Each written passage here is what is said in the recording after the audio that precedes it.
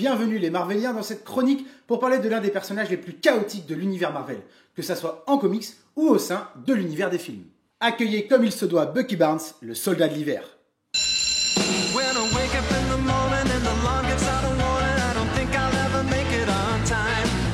Je ne vous apprends sûrement pas que le personnage est joué par l'acteur Sebastian Stan dans les films et que nous le retrouverons également dans la série Disney+, aux côtés d'Anthony Mackie dans Falcon and the Winter Soldier, prévu à partir de l'été 2021. Donc passons directement aux comics. Avant de devenir The Winter Soldier, un mercenaire intrépide sous la plume de Ed Brubaker en 2005, le personnage eut une vie précédente bien plus joyeuse. Enfin, partons à l'époque de Timely Comics, la maison d'édition qui deviendra plus tard Marvel Comics. Tout commence en 1940. En Amérique, beaucoup sont ceux qui ne veulent pas faire part à la Seconde Guerre mondiale. Les isolationnistes, un mot bien trop compliqué à prononcer, font beaucoup d'efforts pour que les États-Unis ne prennent pas part à ce qu'ils considèrent comme une guerre européenne. Cependant, le patron de Timely, Martin Goodman, et les créateurs Joe Simon et Jack Kirby, tous les trois d'origine juive, pensent que les nazis constituent une menace pour le monde entier.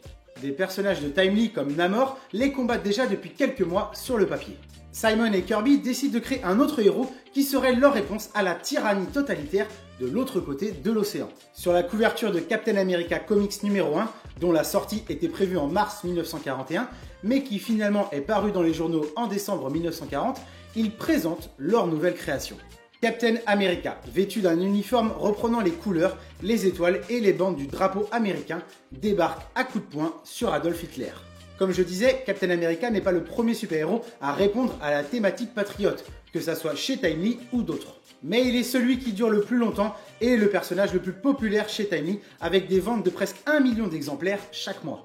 Et pour revenir à notre personnage, le dénommé James Buchanan Barnes est créé avec notre cher patriote américain dans ce premier numéro en tant que son jeune, fidèle acolyte. Il doit le surnom de Bucky à l'ami d'enfance de Joe Simon, le scénariste de la série, Jack Kirby étant le dessinateur, si vous ne le saviez pas encore. Il faut savoir qu'à cette époque, DC venait de créer Robin quelques mois auparavant, lui aussi un jeune acolyte aidant Batman dans ses aventures et auquel chaque jeune lecteur pouvait s'identifier. Une technique commerciale ayant beaucoup fonctionné chez la distinguée concurrence, le personnage de Robin fut très bien accueilli par le public. De ce succès, Timely voulait faire de même dès la création de la série sur le héros patriote. Une fois que Steve Rogers fut devenu Captain America dans les comics, ses exploits font vibrer le pays entier. Son nom devient le symbole du courage pour des millions d'Américains, dont un certain Bucky Barnes. La jeune mascotte du régiment du camp Leyte discute souvent avec le soldat Steve Rogers de son espoir un jour de rencontrer son idole, Captain America. Le jeune homme rentre un jour sans prévenir sous la tente de Steve pour lui parler et découvre le soldat en train de revêtir sa tenue de héros. Steve, après l'avoir traité de garnement et eu envie de lui botter les fesses, lui propose de devenir son partenaire afin de garder le secret au plus près de lui. Le rêve de Bucky se réalise, il se bat désormais aux côtés de Captain America. Entraîné par ce dernier, Bucky assimile cette technique de combat, manie les armes et devient athlète, gymnaste et acrobate de niveau olympique, sans avoir aucun pouvoir particulier.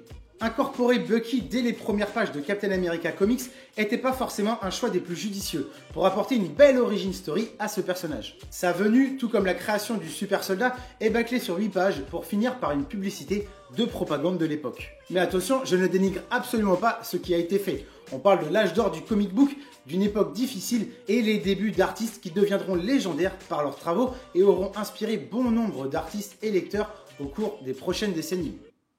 Le duo vit de nombreuses aventures, se mêlant également avec d'autres héros de l'âge d'or pour combattre les Allemands. À cette époque troublée, Bucky a été membre de quelques équipes. Il a créé les Jeunes Alliés, paru en 1941, et fait partie de l'équipe des All Winners Squad, écrite en 1946 par Bill Finger, le co-créateur de Batman. Une équipe composée de Captain America, Bucky, Namor, La Torche et son sidekick Toro, ainsi que Withers, Miss America, et seront rejoints plus tard par Blood Phantom et Angel. Dans la continuité rétroactive, nous avons pu découvrir des séries telles que Les Envahisseurs en 1969, La Légion de la Liberté en 1976 et les Kid Commandos en 1978. Toutes les trois se passant durant la Seconde Guerre mondiale et donnant plus d'intérêt et de responsabilité à Bucky Barnes. Je crois que l'on peut dire qu'il a l'âme d'un leader ce petit, mais malheureusement tout a une fin, même pour ses symboles héroïques. Pour Captain America et son acolyte Bucky, les aventures de leur série se terminent une première fois en octobre 1949. C'est la fin du voyage pour la première vague des super-héros Marvel. Même le tiercé gagnant de Timely est menacé. Captain America, la Torche Humaine et Namor existent que depuis environ 10 ans et ont surfé sur l'extraordinaire vague de popularité de ce nouveau genre.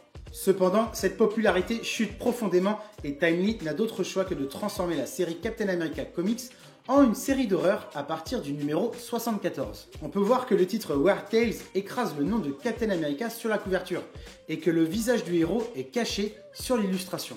Tandis qu'au numéro suivant, le nom de Captain America y figure toujours, mais le héros n'apparaît ni sur l'illustration, ni à l'intérieur du numéro. La série s'arrête une première fois sur ce 75e numéro en février 1950. Quelle triste fin pour le plus célèbre des héros de l'âge d'or de Timely Comics. Les années 1950 sont l'une des décennies les plus tumultueuses pour l'industrie du comic book. Pour Timely, la fin de la Seconde Guerre mondiale marque la fin du rationnement du papier, ce qui entraîne l'apparition de nouveaux éditeurs qui proposent plus de produits dans les librairies du pays. De fait, les rayons sont saturés. Et de plus, l'essor de la télévision comme média de masse et sa popularité auprès des enfants en font un formidable rival pour capter l'attention du public, surtout que les émissions pénètrent gratuitement dans les foyers. Enfin, en plus de tout ça, une série d'enquêtes bien intentionnées, mais aux retombées des plus néfastes sur la nature de l'industrie des comics, met à mal l'ensemble du marché. Celui qui, sans conteste, fait le plus de dégâts est Seduction of the Innocent, un livre du psychiatre américain Frederick Wiseman paru en 1954. L'auteur y critique les comics comme une mauvaise influence s'exerçant sur la jeunesse, ce qui amènera au Comic Code Authority et à la censure dans les bandes dessinées américaines.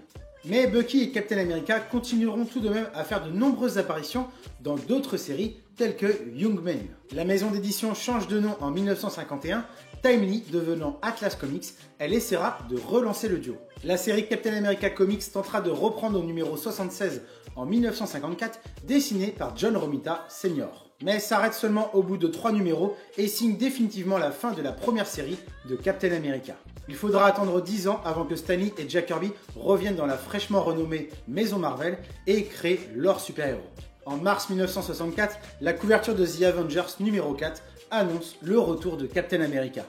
4 mois après l'apparition d'un imposteur dans Strange Tales 114, le véritable Cap est de retour. Si vous n'étiez pas au courant qu'il y avait eu un imposteur, c'est grâce à cette histoire courte que Captain America revient d'entre les morts. En novembre 1963, Stan Lee et Jack Kirby créent un affrontement entre la Torche des 4 Fantastiques et Captain America. C'est à la fin de cette petite histoire que l'on apprend que ce soi-disant Captain est un imposteur et surtout un acrobate hors pair que la Torche avait déjà vu dans un précédent numéro. Mais cette petite tromperie a été des plus bénéfiques puisque le courrier des lecteurs Marvel ne réclamait plus que le retour du vrai Captain America dans les comics. Son grand retour se fait donc dans The Avengers et expliqué dans un scénario sensé. Stan Lee invente peut-être pour la première fois la continuité rétroactive dans les comics Marvel avec Captain America et Bucky. Depuis ce jour, dans les papiers, la fin du duo se passe en 1945. Le baron Zemo s'est mis en tête de voler un avion robotisé expérimental. Cap et Bucky sont envoyés pour contrer ses plans, et lors du décollage de l'engin, les deux héros ont pu sauter pour s'y accrocher. Mais Cap lâche prise et assiste à l'autodestruction du prototype et la mort de Bucky Barnes. Il plonge dans des eaux glacées et son corps gelé se maintient en hibernation et en état de vieillissement suspendu pendant 2 décennies. Grâce à la découverte de sa prison de glace par Namor, les Avengers réussissent à sortir Cap de son hibernation. Le soldat, déboussolé, essaie de trouver sa place dans cette nouvelle société étrange à ses yeux. Et pour toutes les autres aventures publiées après 1945, afin de retrouver sa cohérence, Marvel raconte que les deux héros ont été remplacés par des soldats, car le président américain voulait éviter un drame national en annonçant la mort de Captain America et Bucky. En ce qui concerne Captain America, la suite est remplie d'aventures palpitantes et le héros étoilé aura quelques sidekicks de remplacement, tels que Jack Monroe qui devient le Bucky des années 50 quand Stan Lee a voulu réécrire l'histoire. Il devient ensuite le personnage nomade chez Marvel à partir de 1983 et j'adore d'ailleurs ce pseudo car je trouve qu'il irait parfaitement aux soldats d'hiver. Rick Jones, le plus fidèle assistant des héros Marvel, portera le costume brièvement après avoir forcé la main auprès de Captain, étant un grand fan de lui. Rick avait déjà aidé Cap juste après sa décongélation dans The Avengers numéro 4, et d'ailleurs ce dernier l'avait pris pour Bucky dans sa phase de réveil. Mais cette fois, il est rongé par la culpabilité à l'idée de remplacer Bucky et décide d'arrêter cette mascarade. Batman lui s'en fout royalement de changer ses sidekicks, alors que Rick Jones s'est pris 2 vents par Captain America. Bon après, il faut mieux se prendre des vents que des coups de pied de biche. Relativise Rick. Lemar Hoskins devient également Bucky, mais à cette époque, sous le masque de Captain America, il ne s'agit pas de Steve Rogers, mais de John Walker. Quelques Bucky sont apparus, mais hormis les nombreuses histoires utilisant une continuité rétroactive, le personnage d'origine reste bel et bien dans la tombe depuis 1945. Lors d'une interview, Jack Kirby avait exprimé le désir que le Bucky d'origine revienne un jour. Et c'est finalement le cas grâce à Ed Brubaker lorsqu'il reprend le scénario de la série Captain America en 2005. Dès le premier numéro de sa série, Brubaker présente très progressivement le personnage du soldat de l'hiver, laissant le lecteur dubitatif de ce qu'il se passera. Une série pleine de mystères qui commence à se décanter au numéro 8 pour découvrir les chapitres du Winter Soldier jusqu'à la confrontation finale du numéro 14. Et c'est canon, quoi dire de plus? Pour vous plonger que dans le contexte, on apprend que Bucky est vivant. N'ayant pas réussi à désarmer l'avion à temps, il avait finalement sauté après Steve. Mais l'explosion lui valut son bras gauche. Il plonge dans les eaux glacées pour subir le même processus que celui de son mentor. Après la fin de la guerre, un sous-marin russe espère récupérer et capturer le Captain America disparu, et ainsi prendre possession de l'unique échantillon du sérum du super soldat. À la place, il trouve le corps préservé de Bucky dans la glace. Après avoir été récupéré et examiné à la recherche de traces du sérum, bien sûr inexistantes dans son sang, son corps est placé en cryostase en attendant d'avoir une quelconque utilité. En 1954, il est réanimé et équipé d'un bras bionique de remplacement, fabriqué après qu'un espion soviétique récupère des schémas pour l'appendice cybernétique. Le bras est remplacé par un plus récent et plus avancé à chaque fois qu'une amélioration technologique arrive. Il est utilisé pour mener de nombreux assassinats stratégiques à travers le monde et restait parfois dans un pays pendant de longues périodes. L'une de ses cibles fut Itsu, la femme enceinte de son allié de guerre Logan, qu'il tue sous les ordres d'une source inconnue. Et encore bien d'autres personnalités importantes qui nous font penser aux conséquences du film des frères Rousseau, bien évidemment. Les 2 réalisateurs se sont inspirés complètement de cette histoire. Bien qu'il n'ait aucun souvenir de son passé, Barnes a encore des compétences physiques considérables. Il est endoctriné pour détester l'Occident et reçoit des implants mentaux, le privant de tout sentiment pour le transformer en assassin parfait. Dans cette histoire, vous découvrez un Captain America torturé par cette nouvelle. Cap doit accepter le fait que son ancien allié, 70 ans plus tard, soit devenu une machine à tuer sans émotion. Ed Brubaker livre un récit époustouflant. Il nous plonge dans un contexte et une situation auxquels on ne s'identifie pas en tant que lecteur. Et pourtant, on arrive à assimiler toutes les tortures émotionnelles que peuvent ressentir nos personnages. On comprend Steve Rogers. Ça lui fait extrêmement de mal que son passé le rattrape alors qu'il a perdu des décennies de sa vie d'être humain et qu'on le ramène d'entre les morts juste parce qu'il est Captain America. Depuis son retour dans The Avengers, tous les scénaristes chez Marvel ont respecté le décalage de Steve Rogers parce qu'il est un homme d'une autre époque. Imaginez, après des décennies d'adaptation dans une époque qui ne sera jamais la sienne, il apprend que l'être le plus proche de lui, Bucky, est peut-être toujours vivant. Et que c'est le seul être pouvant comprendre la souffrance que ressent Steve. Ne pas oublier l'humain en dessous du costume. Et c'est une continuité rétroactive bien plus sombre qu'on ne pouvait l'imaginer. Similaire au MCU, Bucky retrouve la mémoire et devient un allié important aux côtés de Captain America. Depuis sa création en 2005, le personnage fut très bien accueilli par les lecteurs et prend une place conséquente dans l'univers Marvel. Pas forcément toujours présent dans les grands événements, il bénéficie de nombreuses séries nomades vivant sa propre histoire de son côté. En fouillant dans mes kiosques, j'ai retrouvé 2 histoires géniales que j'ai relues pour l'occasion de cette vidéo. L'une est de Rick Remender et l'autre de Jason Latour. Rien que ça. Vous les retrouvez dans les Marvel Universe de 2014, le numéro 5 pour Jason Latour et le numéro 8 pour Rick Remender. Celle de Remender est très sympa, elle se passe en 1966 durant son amnésie, tandis que celle de Latour se passe après, mais remplie de flashbacks et vérités cachées. Ensuite, niveau librairie, je peux que vous conseiller les Marvel décennies des années 40 et 50. Celui des années 40 est consacré exclusivement à Namor et la première torche humaine, pas vraiment essentiel à cette vidéo.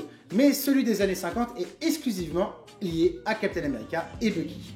Totalement en contradiction avec la continuité rétroactive, tout comme cette vidéo. Ce Marvel dans les années 50 présente les épisodes importants des Dukemen, la fin de la série Captain America Comics du 76 au 78, et un titre de 2008 qui relate une histoire des années 50 pour continuer à réparer les erreurs d'édition et de publication autour de la continuité Marvel. Elle m'aura bien fait chier la retcon sur ces personnages. J'ai également le Tales of Suspense Hawkeye et Winter Soldier sorti en 2018 à vous présenter. Black Widow est morte, Hawkeye, son ex-petite amie, reprend ses missions et cherche un allié qui serait encore de ce monde. Il fait appel à un ancien amant de Natasha, Bucky. À la suite de Civil War et après le supposé assassinat de Steve Rogers, James reprend le costume durant un certain temps. Pas forcément de titre spécifique à vous proposer là. J'ai cette continuité éparpillée un peu partout dans les kiosques. Un kiosque sort à peu près du lot, mais vous n'allez pas forcément bien comprendre si vous n'avez pas lu les événements précédents, qui suivent Civil War. Steve Rogers est revenu d'entre les morts, mais Bucky garde le costume de la bannière étoilée. Ce n'est pas sans conséquence, puisqu'il doit rendre des comptes sur son passé de soldat de l'hiver. Si ça vous intéresse, c'est dans le Marvel Icons hors série 23 de 2011. Dans ce que j'ai encore, je peux vous proposer le Je suis Captain America. Vous aurez l'opportunité de découvrir le tout premier numéro de 1941. Et bien sûr, l'indispensable à lire pour compléter cette vidéo, c'est la série de Ed Brubaker. Elle est entièrement disponible dans 4 volumes Marvel Icons. Le volume 1 reprenant les origines de Winter Soldier est tellement excellent que je peux vous conseiller que ça en indispensable dans cette vidéo, si vous êtes fan du personnage. Ou si maintenant vous le devenez. Les plus experts et fans de ce personnage le verront, ma chronique est loin d'être complète sur la continuité rétroactive du personnage et les histoires après la création du Soldat de l'hiver en 2005. Le personnage est tellement un aventurier solo dans ses histoires que l'on passe à côté de beaucoup d'histoires sûrement très intéressantes, mais qui ne ressortent pas suffisamment du lot pour être mises en avant. J'aurais aimé vous présenter le personnage dans son intégralité, argumentant toutes ses apparitions, mais j'ai pris énormément de plaisir à faire tout ce travail de recherche sur l'âge d'or de Captain America et Bucky au travers de mes ouvrages, présents chez moi, notamment ceux de Jack Kirby. J'ai beaucoup lu, appris et analysé la création de ces deux personnages dans les faits réels de leur création. Et au lieu de tout simplement vous conter une longue continuité rétroactive du personnage que vous pouvez retrouver de nombreuses fois sur internet sur des pages wiki, j'ai préféré me pencher sur la vraie chronologie éditoriale du personnage, que je trouve pour ma part incroyablement intéressante et que j'avais une envie démesurable de partager avec vous. C'est le genre de chronique de Marvel que j'adore faire et il faut faire ce que l'on aime et j'espère que le sujet vous aura intéressé. Pour moi, il a été des plus intéressants et je suis très content. Je compte sur vous pour approfondir le conseil lecture dans les commentaires et me partager votre lecture préférée sur le Soldat de l'hiver. Sur ce, je n'ai plus qu'à vous dire à la prochaine pour une nouvelle vidéo. Portez-vous bien et à très vite les Marveliens. Salut!